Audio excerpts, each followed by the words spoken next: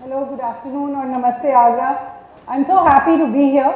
I'm also happy to be here as a part of the Living History program for Amraujala with somebody whose name is already a big part of history, is a big part of Afghanistan's history, is also a big part of Afghanistan and India's history. It has been a pleasure to know you, President Karzai, and to understand your view of the world and to understand from a little bit of what President Karzai has said. And he will speak himself about how sometimes his views seem different. Sometimes he's called the quintessential politician because he has changed his views. But at the end of the day, if national interest is what guides you, if national interest is what is the one constant in what you're thinking, then everything else can change because the world is dynamic, the world changes. But your views still stick to that particular principle. So without further ado, if I could ask you, President Karzai, to speak about Afghanistan and India's friendship, not just from today, but from historical times, and I understand you have yourself seen some of it in the last few days.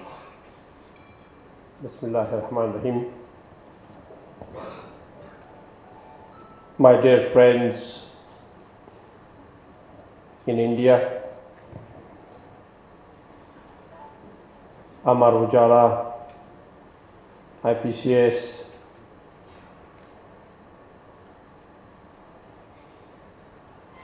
Honorable Mr. Haider, my own fellow Afghans with me, our ambassador, Mrs. Suhasini Haider, one of the best stars of India's journalism and media. Ladies and gentlemen,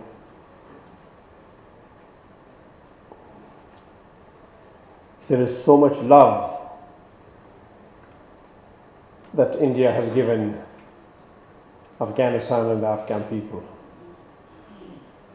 And there is also on a personal level so much love and affection that India has given me. Not when I was the president, it was much less then. But before I was the president, when I was a student in Simla, and after I retired as the president, India showed its real Jawhar, its real value, its real niceness. My contacts as an individual Afghan are as old with India as any other Afghans in many ways.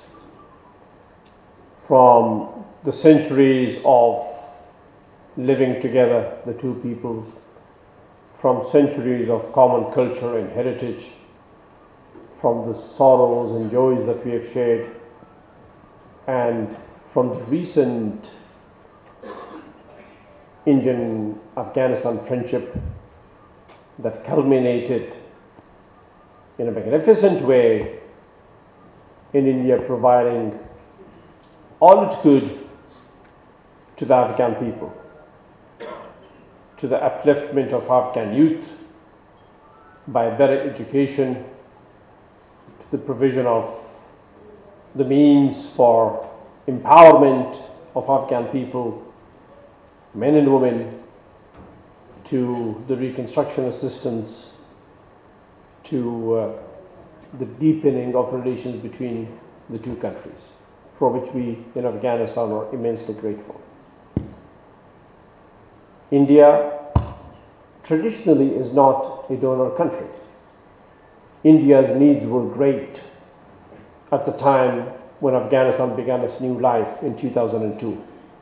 But India went out of its way to help Afghanistan by now with over $2.5 billion of assistance to our country. That's a lot of money, ladies and gentlemen.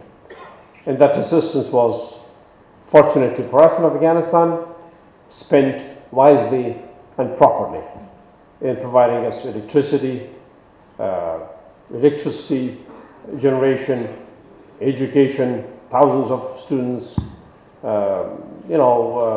schools and clinics and irrigation systems and the construction and the completion of the Salma Dam, which are major infrastructural projects.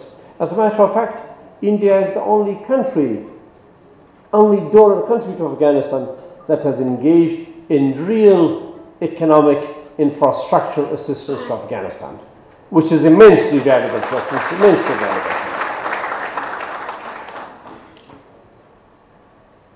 Now, you have heard of Afghanistan's troubles, beginning with the Soviet invasion of Afghanistan to today, and the years that followed after the withdrawal of the Soviet Union from Afghanistan and the arrival of another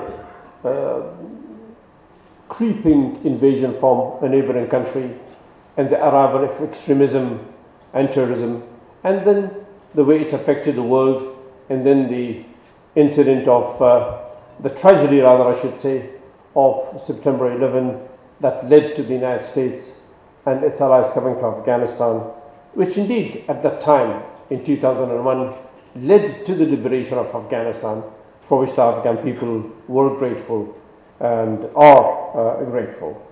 But subsequent to that, as we started a new life with tremendous hope, with tremendous opportunities awaiting us as well, we saw that the fundamental objective of the United States and the Western allies with them, and the rest of the world that shared this objective with them and joined and helped in this objective with them, the defeat of extremism and terrorism did not happen. Initially they were defeated, Afghanistan was liberated, life began, Afghanistan went to be a democratic country, a flourishing country, education to the masses of Afghanistan, and lots of other developmental activities that we welcomed. But in the area of security, the United States and its allies unfortunately did not deliver what we expected of them, what the world expected of them. The primary reason was that beyond our borders, sanctuaries were created again for extremism, and war and destruction and bombs were sent to Afghanistan. The US ignores that sanctuary. The US did not do what we, the Afghan people, expected of it to do with regard to it. Rather, they began to exert pressure and military means, application of those military means on the Afghan people, on Afghan villages, on Afghan lives, the bombardment of our homes, the killing of our people in the name of the fight against terrorism, slowly led us to where we are, where Afghanistan is neither secure nor is the region secure, but there is a lot more extremism and terrorism prevalent in the whole region than Afghanistan alone. This, of course, led to major differences between me and the US government. Probably that's what Swatini Haidar was referring to, the changes in my views. Indeed, the fundamental to that is the national interest of countries, and that national interest in Afghanistan was not seen to from our perspective, from the perspective of the Afghan people, and that led to major differences between me and the US government that eventually led me to speak publicly, vocally, clearly, and very critically of the United States of America. And for those of you who don't know, that eventually also led me not to sign the bilateral security agreement with the United States, because I did not see the US presence in Afghanistan as leading to the defeat of extremism or terrorism, or as leading to peace and security in Afghanistan. Rather, I began to believe deeply that the US presence in Afghanistan was causing more extremism, whether by design or default. That's a different question, whether it was a design or the unintended consequence of their actions is a subject to be discussed. But I began to believe that their presence was not leading to the defeat of extremism or terrorism, that in fact it was adding to it in large proportions, in that Afghanistan would continue to suffer. And that Afghanistan, by this behavior of the United States in Afghanistan and the region, is not going to be a place of cooperation between neighbors and nations, but rather we are becoming a place of competition between big powers, and that's what exactly no nation wants, and definitely Afghanistan doesn't want that either. So that was the difference that was referred to earlier. I must remain focused on India-Afghanistan and the deep friendship between the two countries. In my case, personally, this friendship started, as I mentioned, like all other Afghans, by the cultural bonds between us, but also by the fact that I became a student in India. I came to Delhi in 1976 after I finished my high school, and it was the month of July, and it was very warm for a Kabuli bag.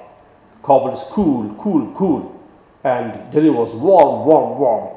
So I told my cousin who was studying in the All India Institute of Medical Sciences, I said, isn't there a cooler place that we can go to? He said, well, there is a place called Simla. People say it's a very nice place and a cool place. And we decided to go there. We took the train at night from Delhi to Kalka, and from Kalka, that small toy train, to Simla. That was a memorable ride. It's July, monsoons have just begun. You can imagine what the scene is. The clouds and the bushes and the greenery and the rain and the little train moving slowly, slowly up towards Simla, passing all those stations, going to Simla. And when we arrived in Simla, we straight went to the university from the station. And those of you who have been to Simla, I hope all of you have been to Simla. And those of you who have been to Simla, when you go to the university, there are two ways from the station. You either go through the Vice-Regal Lodge, which few people do, because there is a gate, and those who are not familiar lose their way. They can't find their way to the university. I can find my way through the Vice-Regal Lodge to the university. Or you can take the regular little road that goes to the university, covered with trees in which langurs are playing all the time, jumping from one tree to another tree. And when we were going to Simla, to the university, there is rain is there. Not rain exactly, drizzle is there. Light rain. It doesn't make you wet, but it makes the ground wet and gives you that fragrance of the monsoon, of Barsat. And as I'm walking to the university, I didn't tell my cousin. I told myself, I said, I'm not going back. University or no university, I will stay here. I won't go back. And that's what I did. I stayed on, and I had a wonderful stay there. Those were my formative years in many fundamental ways, because I was a boy of 18 years of age, very impressionable, and this lovely town, the British history of the town, and then the Indian independence movement that I studied during my college days, and all that, and then passing by on the ridge in Simla, there is a statue of Mahatma Gandhi there. I'm sure it is still standing there. And passing by the statue of Mahatma Gandhi and thinking of him and his principles and his values and his humanity, all of those, and the love that the people of Simla gave me and the affection that they gave me and the ease of life that I had there was fantastic. One day, just as I arrived, this is 4th, 5th day of my arrival there. It was staying in a nice hotel there called Fontainebleau, belonging to a very lovely family, Dr. Seth, who had passed away.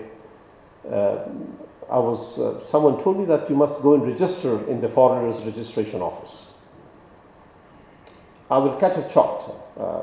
Since you asked me about my links with India, I have to do justice to my links.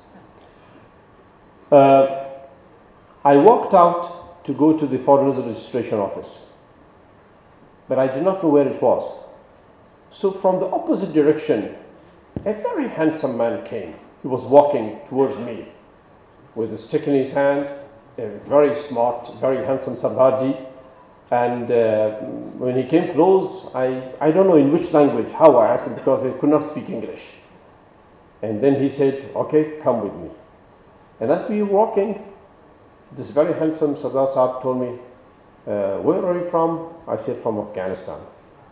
And then he said, oh, you speak Farsi? I said, yes. And he spoke to me a few words of Farsi. And then he said, do you speak Pashto also? I said, yes. Then he said, really? In Pashto, he told me, really you speak Pashto? I said, yes, I speak Pashto. Then he began to speak to me in wonderful Pashto. Wonderful. He was one of those Sardarjis who had left Mardan after the partition, who had come to India, first to Pathankot and then to Simla, and who was incidentally the monitor of Afghanistan's radio. This was the late Mr. Ajaib Singh, who I remember very, very well. That's how I began my acquaintance with life and with Simla. Anyway, I will come to the story that I want to tell you. So someone told me, go to the foreigners registration office. I went there and he waited for me, and I became a regular visitor to the foreigners registration office. 1 year I went and registered, the second year I went and registered, the third, fourth year I became a Simlaite. I didn't care about the foreigners registration office. So I didn't go. And the police officer told me one day, walking, said, Hamid Sahab, aap kyun nahi aate, aap register kyun nahi karte? I told him, okay, karuga, kuch din aunga. But I didn't go again. Finally, one day, when I reached my master's degree, I was in MA. When I left my class, I saw him sitting on the stairs of the university, of the political science department. And I told him, sir, aap idhar kya kar rahe? Kehta, tum to nahi aa rahe ho, main aa gaya hu. De do passport, main idhar hi stamp karunga. That's how nice it was there. And that is the friendship and the values that I've taken of deep humanity, deep love, and lots of other things that are good. To be good, to be nice, the value that India enshrines and that reflects to the rest of the world. Gladly I have loved and taken, and that's a deep bond between me and India personally. Also, that is a deep bond in many different ways between Afghanistan and India has proven its part. We've also tried our best to prove from our side in Afghanistan friendship to India, and we shall continue that. And thank you very much.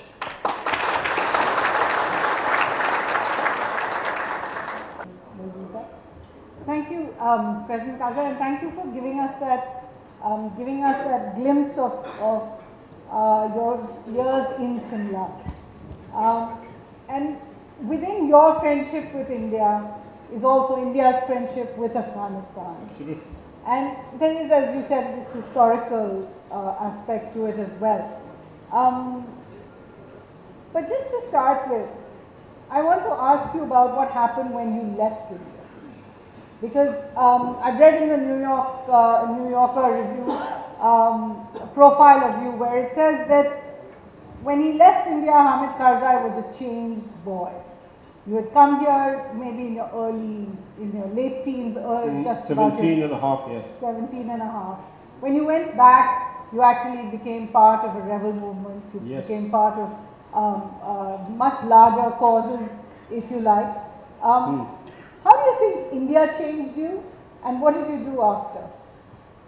Well, when I left India, it was to join the Afghan resistance against the former Soviet Union, who had invaded our country, and to become part of the Afghan resistance, part of the Afghan Mujahideen, as they were known. Part of the Mujahideen. Part of the Mujahideen against the former Soviet Union, and that's what I did. Of course, this sense of freedom and independence is so inner to the Afghan self, and that's what we are known for around the world.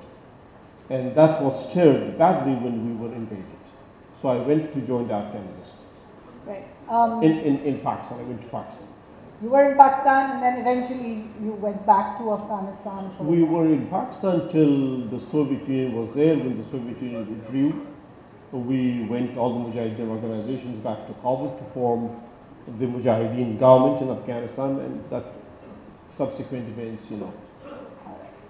After 9/11, there was a moment when everyone was wondering who the next leader of Afghanistan could be. What was that moment for you when you knew that your destiny was going to be something larger? I know that you were fighting in the hills at one particular time, and in fact were without food and weren't able to even exit from that place near Kandahar. Tell us about that. What was that moment like? Because after that, your life changed and history changed as well. A lot of it, yes, a lot of it. Well, as the Soviet Union withdrew from Afghanistan, as I mentioned in my remarks briefly, we fought the Soviet Union for our independence, for our values as a nation. But when the Soviet Union left, we went to Afghanistan. Afghanistan did not become independent. Unfortunately, our neighbor from Pakistan began to use the opportunity that they had taken because of the arrival of millions of refugees there, because of the US assistance to them, to take Afghanistan as theirs, to turn us into a subsidiary of Pakistan. And for that, they did all they could to undermine the Afghan institutions, Afghan state, Afghan society, Afghan moderation. And to do that, they used extremism as the tool, the best tool available to them. And that extremism finally led to things that you heard in the United States, the tragedy of September 11, and then the US joined in. Of course, all along these years, the United States was an ally of Pakistan, including in the use of extremism and terrorism as a tool. But we thought that was a byproduct of their opposition to the Soviet Union. So when Afghanistan did not become free, and when Pakistanis came and the rule of the Taliban came, visibly a Pakistani presence in Afghanistan was felt. And that led me as an Afghan again to work for our independence once again. It was this that led me to go inside Afghanistan and to campaign against this creeping invasion. And before that, of course, I had been going all over the world in the context of the former king of Afghanistan's three-point formula for Afghanistan, to introduce that and to seek Afghanistan's independence and reassertion of self-identity and self-determination through the convening of the Lower Jarga of Afghanistan, the Grand Council of Afghanistan. That had introduced me to the world. I was also before the deputy foreign minister, so the countries knew me. India knew, and so did other neighbors and Europeans. And while I was in the mountains of Afghanistan campaigning against the Taliban, there was this UN meeting in Bonn, and that Bonn meeting, then the international community and subsequently Afghans also who were there decided that I become the leader of the country. All right. Also, what you were famous for at that time was part of the campaign over the Bamyan, when the Taliban decided to destroy the Bamyan. Now, we've had in Agra too, we've had our own debates here. How important are our monuments? How important is the Taj Mahal, for example? इस पे भी चर्चा हुई है काफी यहाँ पे. And I'm slipping into Hindi because I know that you... Go ahead. So my question really to you is, why is it so important for Afghanistan as an Islamic state, or Islamic nation, I should use that word, that's a very good question. Keep it, to preserve its heritage? That's a very good question. The Buddha statues of Bamyan were there for 1400 years after Islam. They were pre-Islamic. But when Islam came to Afghanistan, the Buddha statues were there for 1400 years.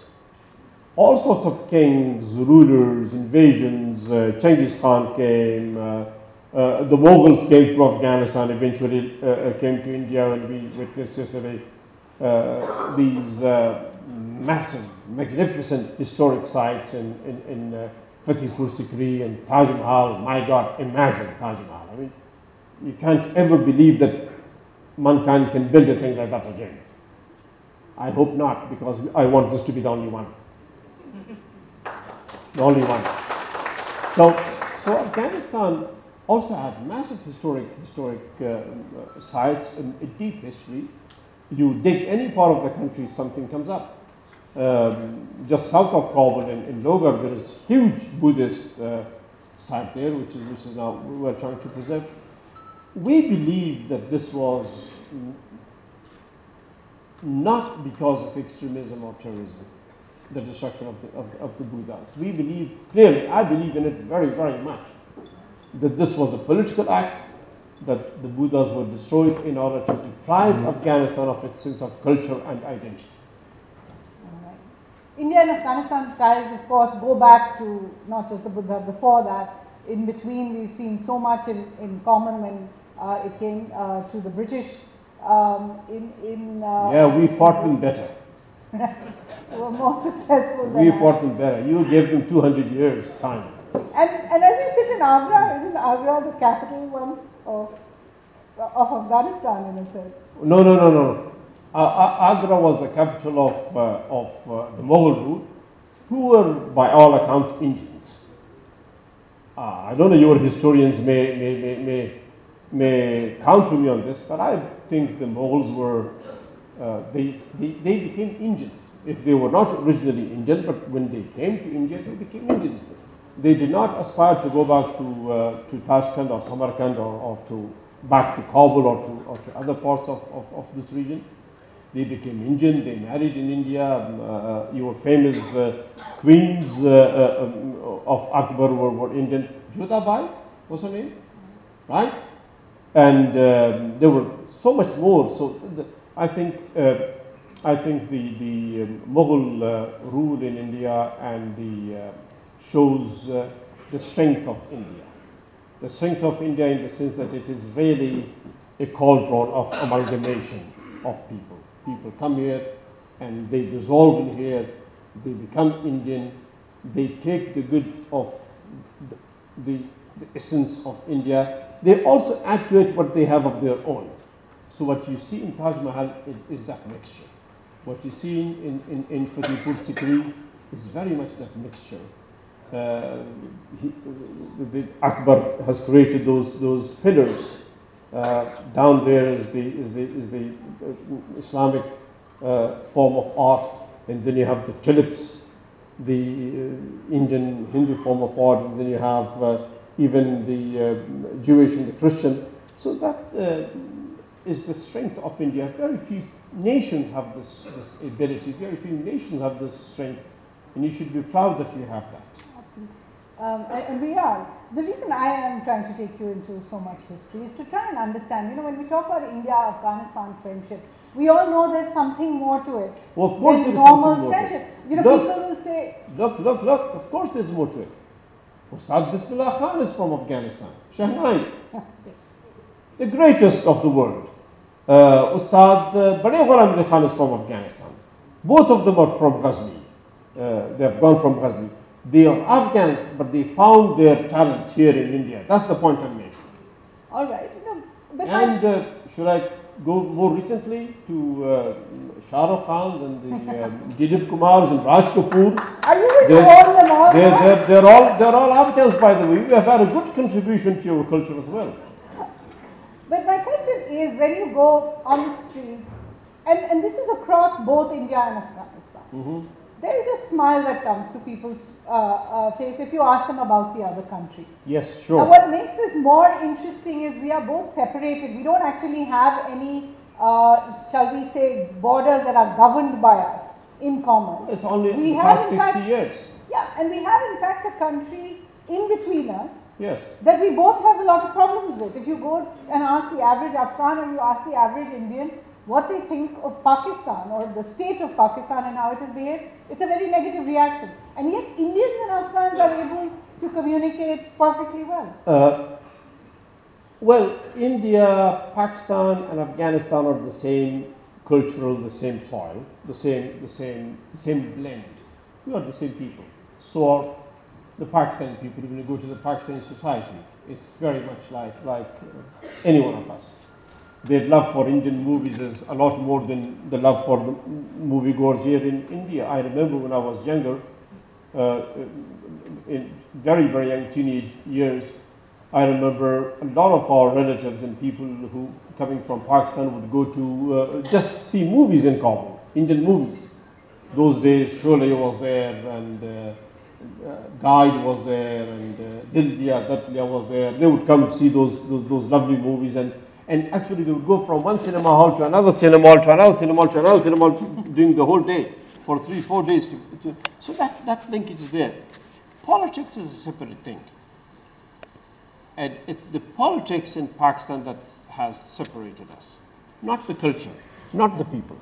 So you're saying that despite everything, Indians have always known that, say, Afghans culturally and politically have meant well. The Afghan-India relationship is different. It has layers. It has been built over centuries. It has matured into the modern times, into the modern needs of the two countries.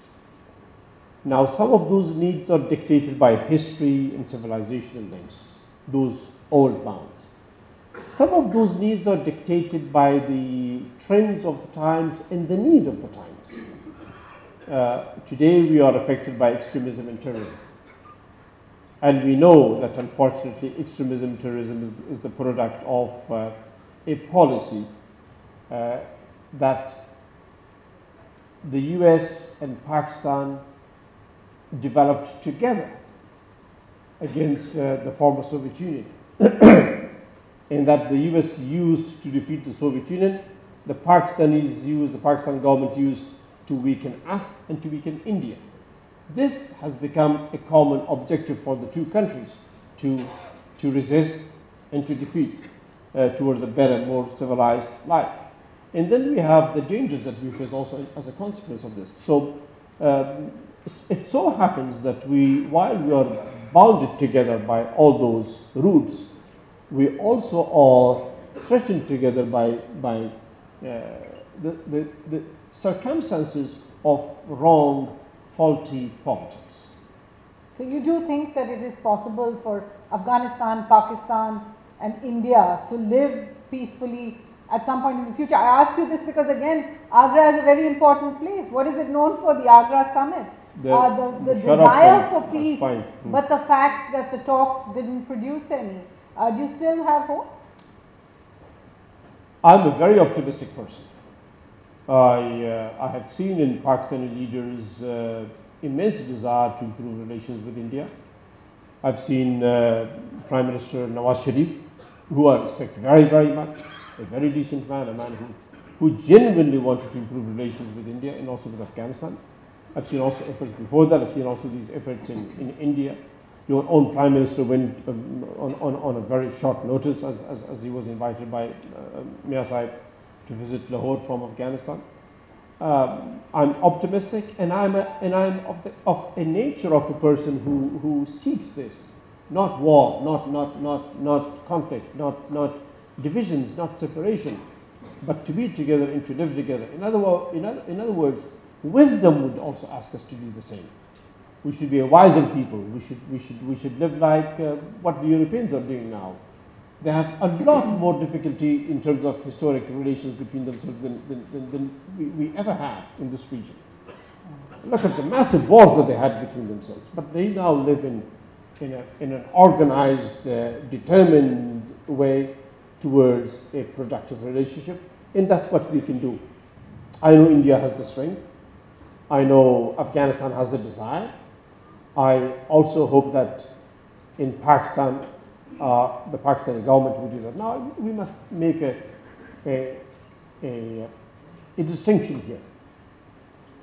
When I say Pakistan, I never mean the people of Pakistan.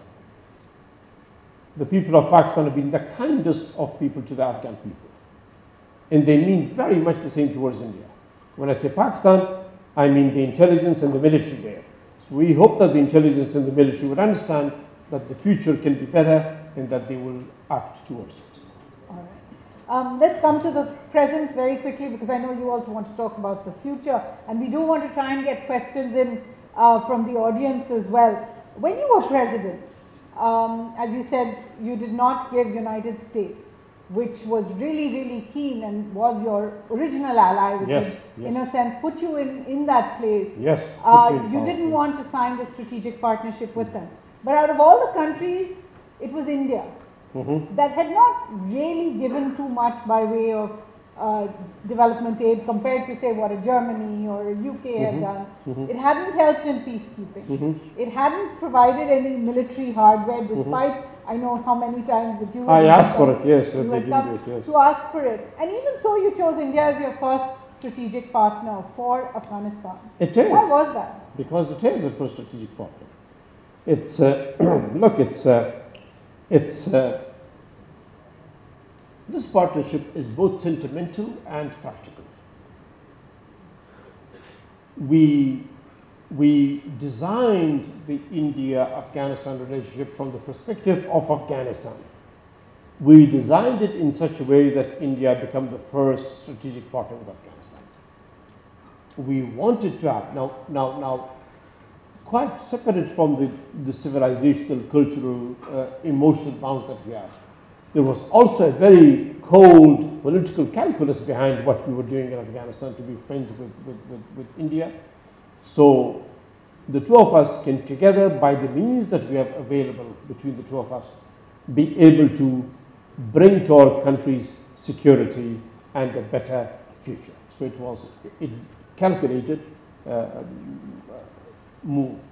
Right. Did you ever think that India should perhaps do what the US still asks us to do, which is to send troops into Afghanistan?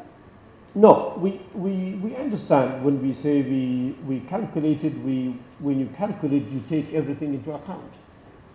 We knew India's limitations in its ability to provide us military hardware.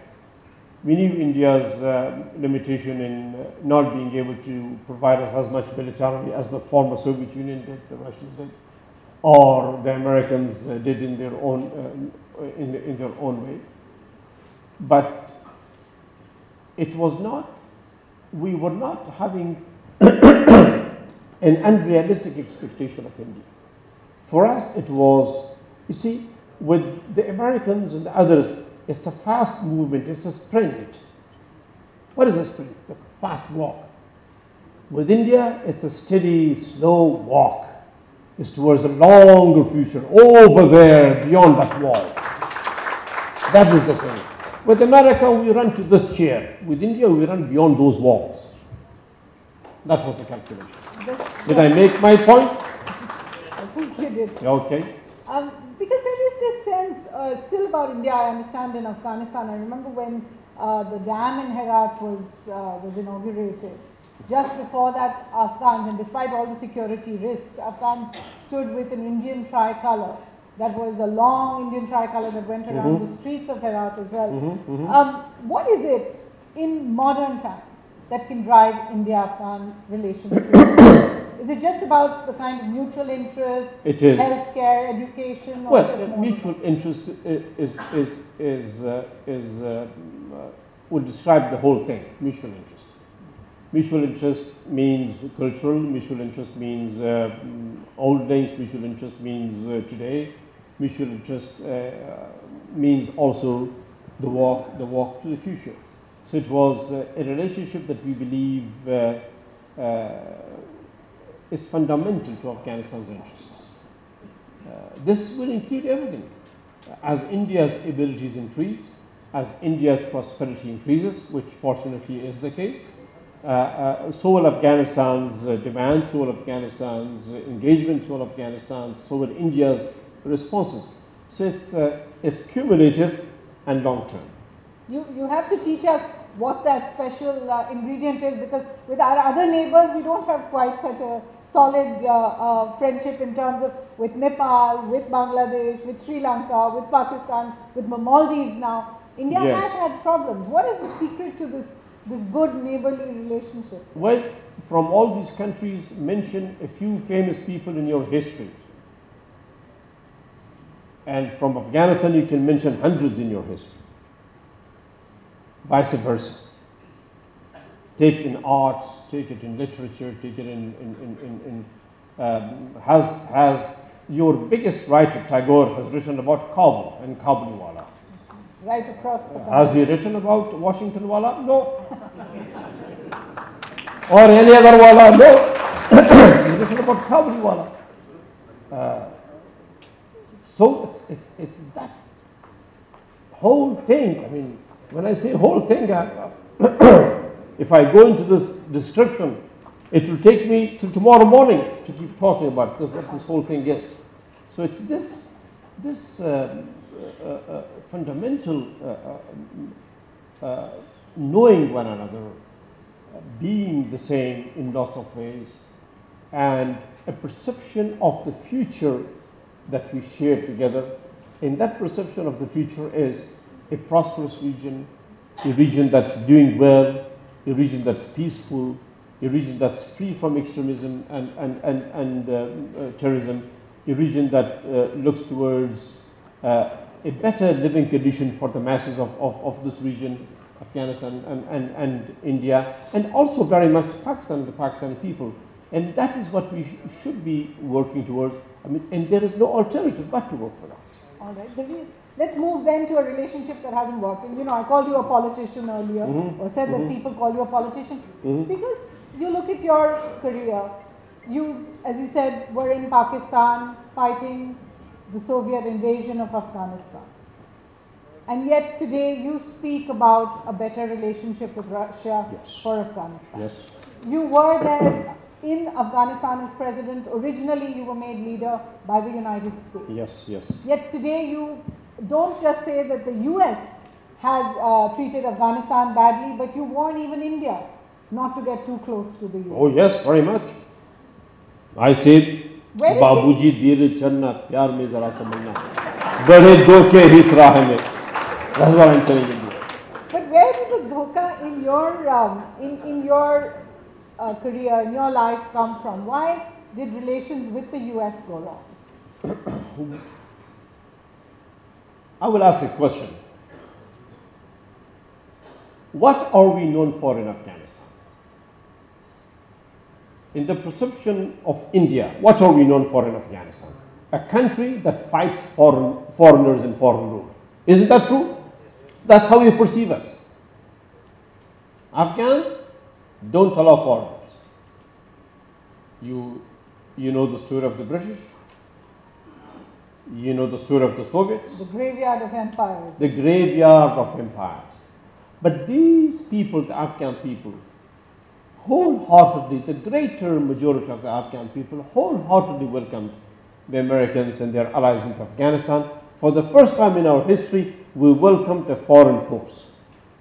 Why did we welcome that foreign force? Because the Afghan people felt that this foreign force had been hurt by the tragedy of September 11, in that circumstances were such that those forces that could have caused this harm came from this region, though we believe it was not from Afghanistan, that the US was right in that while it was right, it was also coming to help Afghanistan free itself from that creeping invasion from a neighboring country. And it worked perfectly well.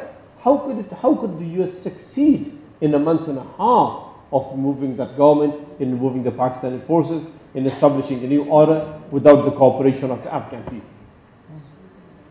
This was this great expectation, and which led us to immense cooperation between Afghanistan and the United States. And it worked very well for a while. 2002, 2003, 2004, 2005 were perfect years in our cooperation. They delivered on what they had promised. The Afghans delivered what we had promised. The rest of the world delivered what they promised. Afghanistan practically very much became a place of cooperation between civilizations. The Muslim countries helped, the Christian countries helped, India helped, Japan helped, China came on board. The only country with whom we soon began to have difficulty was Pakistan. And the US said the same thing. So we became a place of cooperation. Russia came and helped very, very much together with China and everybody else. Slowly, slowly we saw trouble. Bombs coming, suicide bombs coming, insecurity coming, all of that coming. So the situation in Afghanistan got better until Got better to 2004 and 5. We had our parliamentary elections, we had our presidential elections. Women returned to workforce, into education, into rights, all sorts of things, all sorts of social upliftment elements did arrive in Afghanistan. After 2005, we began to see bombs coming, suicide bombs coming, activities coming, and we also learned that the US was doing things that we found strangely shocking to us. Why are they barging into Afghan homes at night? Why are they intimidating families at night? Why do they insult an elderly man in front of his daughters and wife going to their home at night? Why are they taking prisoners into Bagram, into other American bases? Why are they bombing Afghan villages? I did not immediately start criticizing the United States. I kept telling the US quietly behind closed doors for years to stop its bad behavior and to recognize that extremism and terrorism was not in Afghanistan but beyond our borders in Pakistan. That Pakistan is their ally, that they should stop their ally from misconduct towards them and towards us. But the US ignored us. They kept providing money to Pakistan. President Trump announced in his tweet that the US had given in the past 16 years $33 billion to Pakistan while they were bombing Afghan villages in the name of the fight against extremism. This double standard, this duality in behavior led me eventually to begin to criticize the US because I felt I came to a point where I thought to myself that probably talking decently with America doesn't help. That it's a big power, it is holding guns and things, and that it likes the same language. That it understands that language only. So I began to, without a gun, confront them and stop. And the only way was publicly. Now I'll give an example. If a big bully, a big 30-year-old man with guns and money in his pocket is beating a boy of 7 or 8 years old in the street, the only way that boy can rescue himself is by crying loud, so people will get around him and the bully will be ashamed into good behavior. That's what I tried with the US. There's even a famous saying, story about you in the White House, yes, where you had an open confrontation with the Vice President. Which one? You mean Biden? That's right. Oh, it was not in the White House. That gentleman has made a mistake there. It was not in the White House. It was in the Afghan presidential palace. It was in Arab. Oh. We had a dinner, and the conversation went very rough. And I told him, look, there's a lot coming from Pakistan. He said he suddenly got very angry and threw the what is that thing called, serviette on the table and said, Mr. President, Pakistan is 50 times more important for us than Afghanistan. How did you react? I laughed at him. Well, today it seems as if the tables are completely turned. Mr. Trump, as you said, tweeted on New Year's Day and said that we have had enough of the doublespeak from Pakistan. We are going to take some measures. They've taken measures financially. They have cut down on aid to Pakistan for military. We are now understand that diplomats will be curtailed, their movement will be curtailed in Washington. And yet you don't seem convinced that the US is taking real action against Pakistan. Why? No. Real action means results for us. We have seen none of that. We have seen more violence, we have seen more destruction of Afghanistan, we have seen more misery for the Afghan people, and more extremism arriving. So we cannot trust words anymore. We are mature enough not to go for words. And that's exactly my advice to India. We should look for results, and the results are not there yet. Results aren't there yet. Today, in fact, tragically, 31 people have died in Kabul. Again. While they were trying to register for their vote. What is the group behind this? Because this time we have heard it is ISIS that is taken responsibility. Now, how come ISIS is there? Is exactly the point that I'm making. ISIS did not emerge during the Taliban government. ISIS did not emerge during my government when I had massive confrontation with the US. ISIS emerged in the past 40 years and during the maximum presence of the US military and intelligence in Afghanistan. And while the US is there in the name of fight against extremism, how come ISIS has emerged? Who created ISIS? This is a legitimate question that we should ask in Afghanistan, and this is a legitimate question that you should ask in India and in the rest of the world. Who did create it? That's the point. While the US is in Afghanistan, while our airspace is in the hands of the US, while our ground is overseen by the US, while the US military is in charge of the fight against extremism, it is during the campaign of the United States in the name of extremism and terrorism, and when they are fully in control, that Daesh has emerged. How come? Who did it? Right. I asked you earlier about your change in position on Russia. Yes. And this seems particularly stark, given, as I said, that you fought the Soviet invasion. So many Afghans gave their lives at that time. Yes. And yet today you are quoted as saying that only Russia can help Afghanistan at this time. What I said was that Afghanistan needs to be a place of cooperation,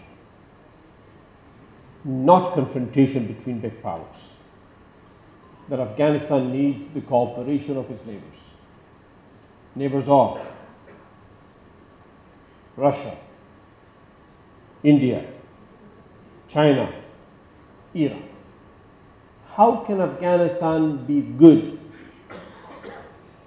peaceful, or developing if Afghanistan is the site, the place of confrontation between the United States and these major powers of the world?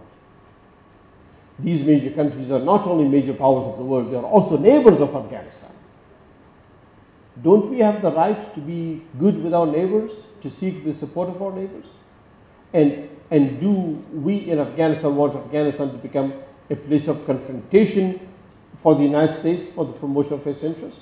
Or do we want Afghanistan to be a place where they all cooperate like they did during my government? That's what I've been asking for, and that's what I'm seeking. That's a legitimate thing, and I'll keep doing it more loudly. Now, I know that you in fact came for Prime Minister Narendra Modi's swearing in. You have been in touch with him, you've spoken to him. Yet in India, it seems as if our foreign policy has moved. That today we do see Pakistan and perhaps China as threats to India, although today, just half an hour ago, India has announced a new summit between Prime Minister Modi and President Xi Jinping this week. Which is good. And we have also seen the relationship with Russia strained in the last few years a little bit. What is the advice that you would give as a friend to India? What should India do in this situation? I have been a tremendously vocal proponent of regional cooperation. When I got disappointed with the United States in its activity in Afghanistan, I began very deeply to believe that we must address our own issues ourselves. That we cannot depend on countries 10,000 miles away from us to resolve our issues, even if those are created by them originally, that we should address it ourselves. And that we have all the tools available, intellectual and practical, in our hands to do that. India is a great economy, growing, and a deeply thinking country. It has all the abilities to do that. China is the second biggest economy of the world and an ancient civilization as well, just like India. Russia is a great power. It has been one of the biggest superpowers of the world in the form of the Soviet Union. Before that, it was the Russian Tsar and the Russian Empire. Today, too, Russia is a huge country and a close country with India, traditionally and historically. And how can you have peace in any part of this region, if not the world, if these three countries don't cooperate and are not on good terms? It will be naive and destructive of one to wish for non-cooperation between these countries. I very strongly believe that a Russia-China cooperation is in the best interests of India and China, and I've been publicly promoting this idea, and for them to cooperate with Afghanistan. And I very deeply believe that India's cooperation with China is in the same way, and with Russia is in the same way, that these three powers must cooperate, must work together, and bring a difference not only to themselves, to the region, but also to the global community.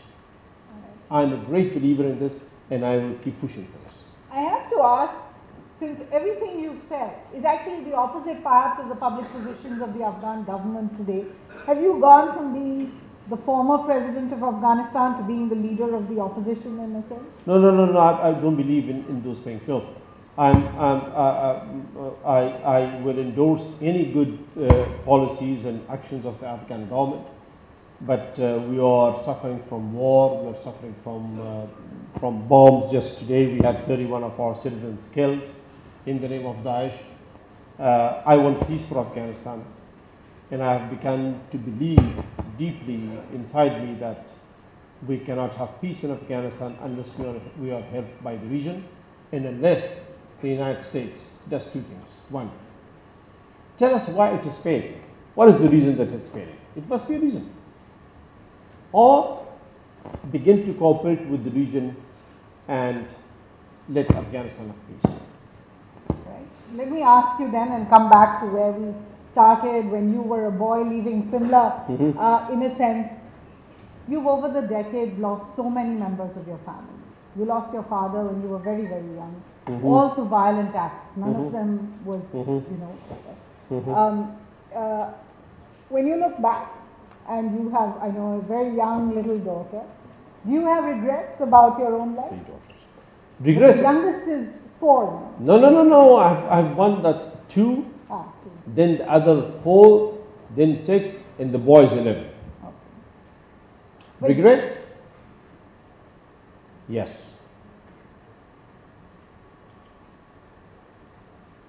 Regrets in the fact that for so much that Afghanistan has sacrificed, we still don't have peace. Our children are still in fear, our children are still dying. The example is again today. 31 of us killed trying to register for elections. How much of that blame comes to us is ours to take and be responsible for. The rest of it goes to those who came to Afghanistan in the name of the fight against extremism, but did not end extremism, added to it. And we see the pain of it every day, like we did just today. That is my difference with the United States. That is my opposition to the US. That is my regret. Ladies and gentlemen, could we have a round of applause? President Karzai, usually as they say, a living history. If I may, could we ask the audience if they have a few questions? Can I just see with a show of hands? I see a few. You want to start here? I'll ask Vinodji to just.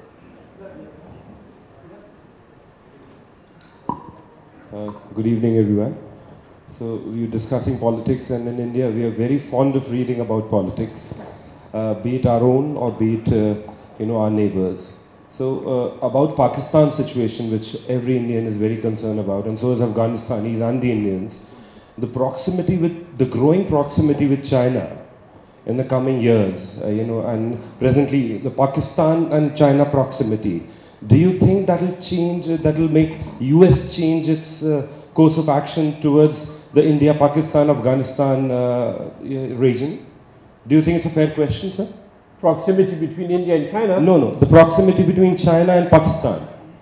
What does the CPEC mean for India? Oh, the Belt and Road Initiative. Right. I get you. Right, I get you. Well, this is a massive economic project. This is a question that nowadays we are asked very often. The One Belt, One Road project is a massive economic project and very futuristic. by China. It's an economic project, and as an economic project, we should all support it and welcome it because it brings integration and prosperity is possible there. India has the connectivity project. China's project is One Belt, One Road. India's is the connectivity to Central Asia project, which should run through Afghanistan. But the difficulty, as Ms. Haidar earlier referred to, is Pakistan's non-availability in cooperation towards this project. So India and Afghanistan don't connect, and India does not connect to Central Asia. But because Pakistan and China are friends, that has made China to link through the One Belt, One Road, and especially the CPEC, China-Pakistan Economic Corridor project is a major one that leads to Gawada. The US position towards this project, to the extent that I know, I believe is one in which they seek their own interest, which any nation would do. But I don't think that US relations with Pakistan have undergone a drastic change. No. Because US-Pakistani relationship from the very beginning, since the creation of Pakistan and from SEATO and CINTO and their cooperation against the former Soviet Union, was security-oriented, never economic-oriented. The Pakistani state institutions, the military, were in the service of US objectives. And I believe that service is still being provided. So for as long as the US needs that service from Pakistan, no matter what happens between China and Pakistan or Pakistan and India, the US will continue to look at Pakistan from that aspect. I'll be happy if one day I'm proven wrong on this.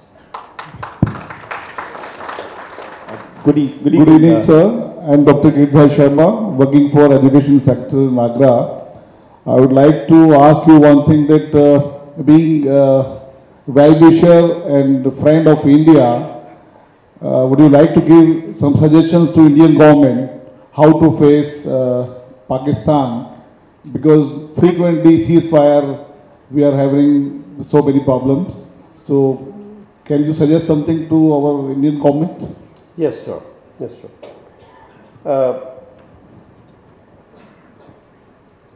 In my remarks, as I began and I was speaking about India, I mentioned Gandhiji and his statue on the ridge in Simla. Referring to Gandhiji, I had a particular purpose. This meant the impact that Gandhiji's views and ideas and philosophy had on me as a youngster, for peace, for togetherness, for brotherhood. India surely still adheres to Gandhiji's principles, hopefully, and that will try its best to be friends with neighbors, even if some neighbors are not trying to be friends or moving in the opposite direction. So I would not be one of those people who would be belligerent in this regard vis-a-vis Pakistan. No, as much as we are hurt by Pakistan, as much as we suffer from their consequences, their policies with regard to both countries, India and Afghanistan, as much as we feel angry and upset, I still would want the best of relations and all the efforts towards peace. Good evening, His Excellency. Your proximity. You took the reins of Afghanistan in very testing times, and you did what was the best at that point of time, and drove Afghanistan through that difficult situation.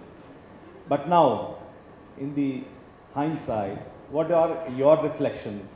If given a second chance, would you act in the same manner, or would you like to do some corrections in the manner you led Afghanistan? Right, sir.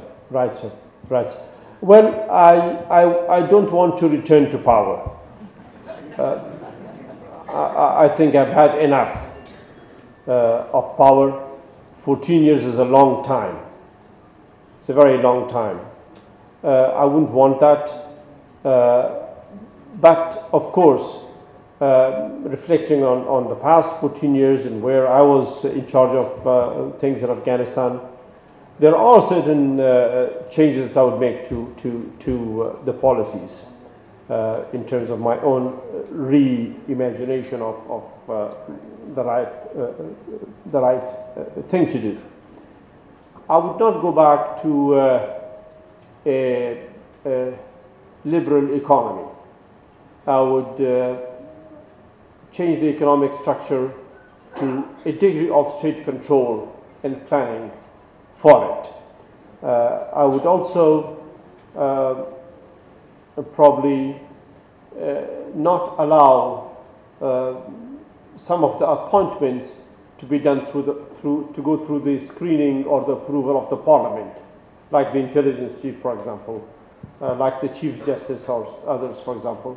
There are also other issues that probably I could rethink. I was deeply impacted by the American system of governance, which we studied in similar during my student years, the presidential system of government and the separation of powers. So when we were making our constitution, it was very much my desire that Afghanistan becomes a presidential form of government. Because Afghanistan did not have an administration, because we lacked a bureaucracy, because we did not have any proper systems of governance, I thought the presidential government with the authority that the president has would help it, and it did help. But I also very much deeply believe in the beauty and the what is that called? Multi what? No, not multi-party. Come on. Multi, where society has all sides. Multi something. Multi-stakeholder? No.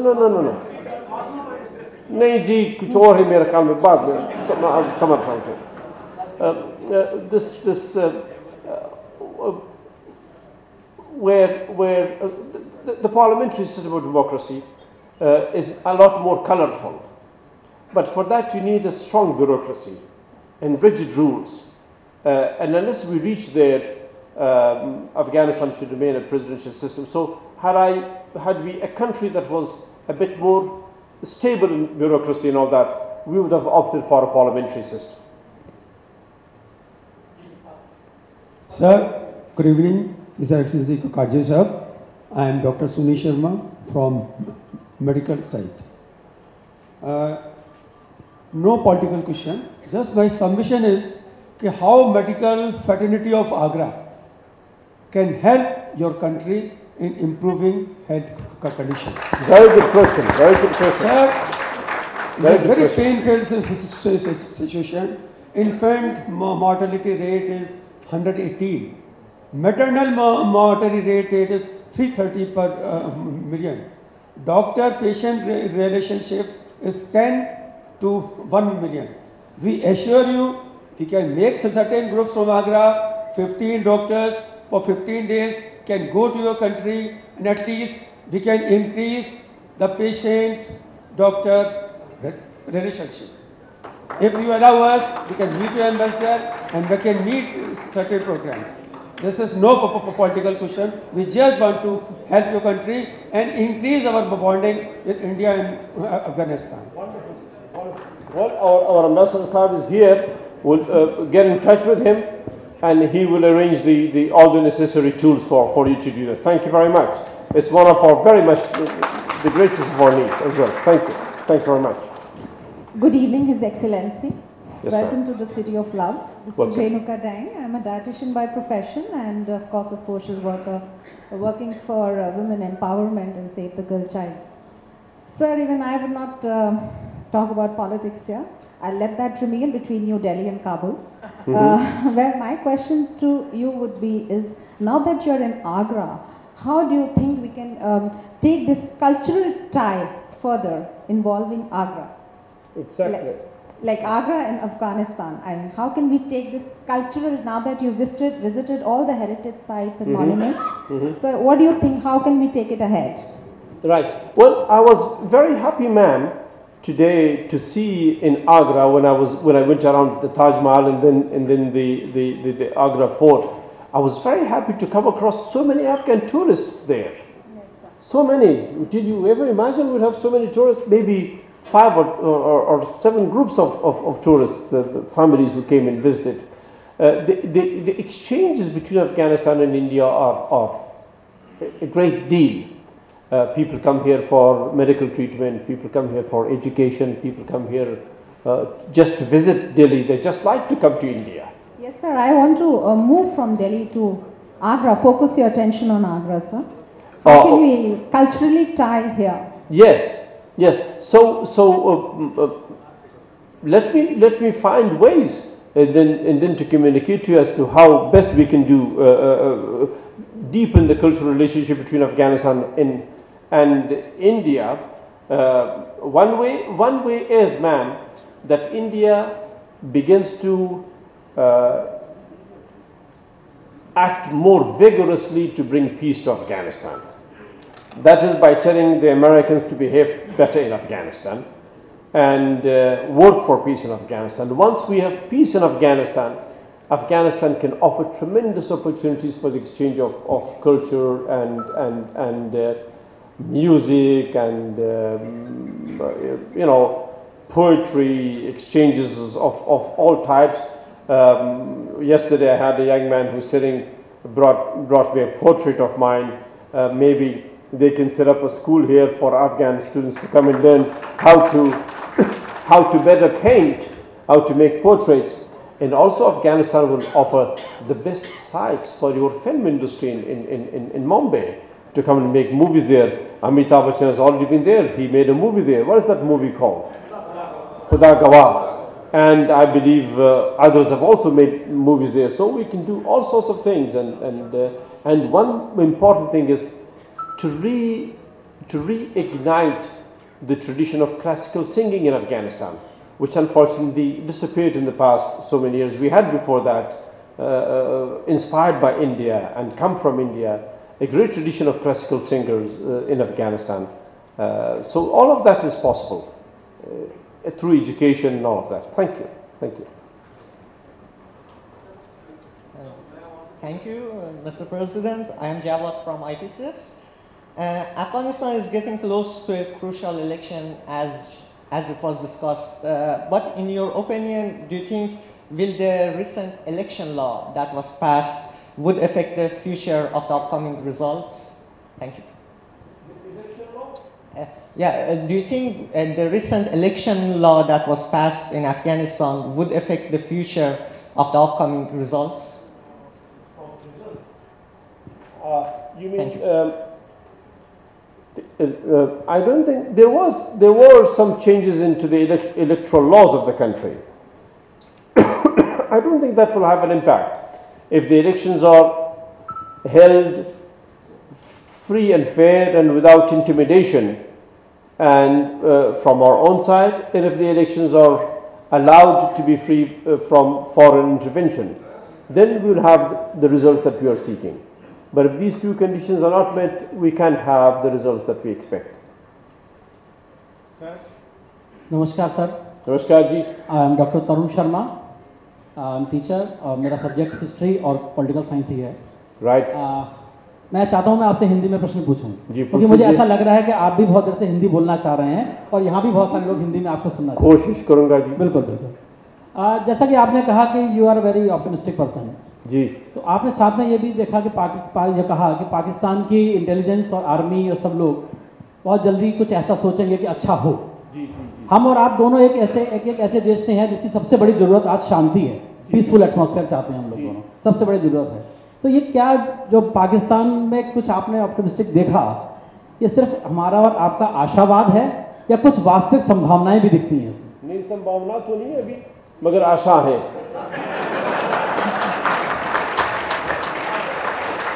आशा है, संभावना नहीं है. आशा है. मेहरबानी. Myself, A.K. Raghav. Myself A.K. Raghav, political science से professor हूँ मैं. I am political science professor in RBS College Agra. I am coming to again in politics. So my question is Pakistan's role in India and Afghanistan relations. How it is acting or affecting the relations of the India and Afghanistan. Pakistan's role. Yes. Well, my friend, Pakistan has been asking us, has not been happy at the strength of relations between India and Afghanistan. But we have told our brothers in Pakistan that India's relationship with Afghanistan and Afghanistan's relationship with India is not Pakistan-centered. It is between the two of us. And it is not intended to, God forbid, bring harm to Pakistan or to reduce from Afghanistan's friendship with Pakistan. No. That the India-Afghanistan friendship is based on the needs and links and bonds of Afghanistan with India and vice versa. That neither has India ever asked us to reduce relations with Pakistan, nor has Afghanistan ever entertained this idea. And that Afghanistan-Pakistan relationship is bound by the links that we have with Pakistan, and that relationship should not be expected by Pakistan to affect India. This has been our position, and we have explained this abundantly, time and time again to Pakistan, and also to the Pakistan's Western allies, including the US. We have had numerous conversations over the years, myself and my team with the US, on why Afghanistan is friendly with India and why Pakistan should not fear this friendship of Afghanistan with India. Rather, it should see it as a positive development and should appreciate it. This has also been one of the issues at times between us and the United States, when the US asked us to reduce relations with India in favor of Pakistan. We said, why?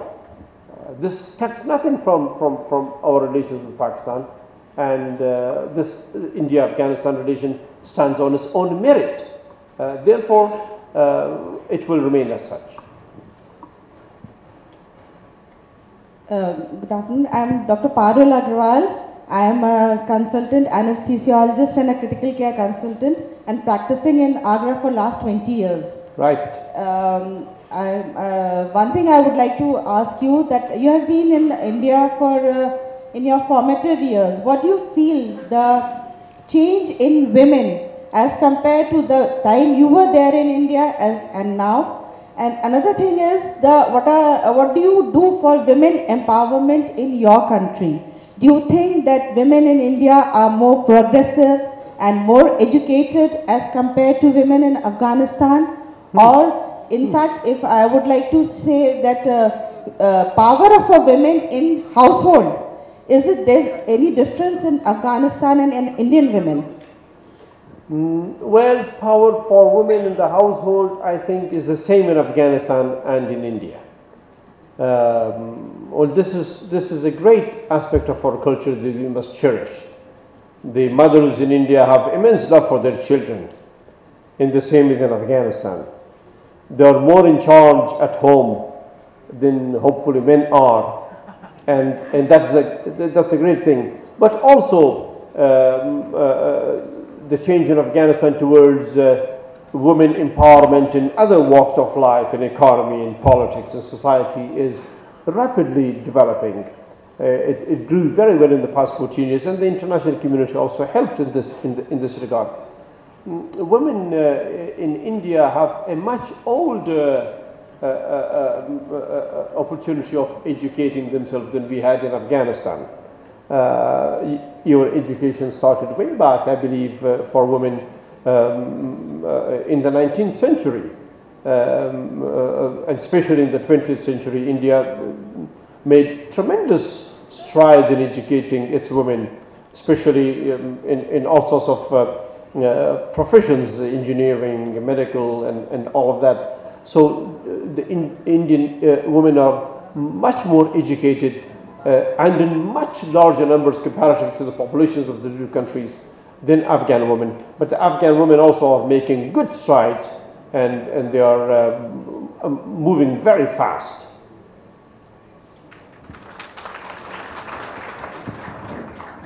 Hello, I'm Dr. Lal from UK. I'm originally from Australia, but Yes. I'm a British citizen now Right. for 40 years. Right. Now, do you think non-violence is a recipe for being a slave? You know, if you look back at history, India has a civilization. Yes. And is that a sign of weakness that people attack you and therefore a recipe for slavery kind of thing over the years? So that's a very important question. The question was whether non-violence would lead to slavery. As India has been a non-violent civilization and it has received so many invasions. No. India has received invasions not because it was non-violent, but because it was attractive. I will go on, but because it was attractive. It was such a massive landmass and a great economy,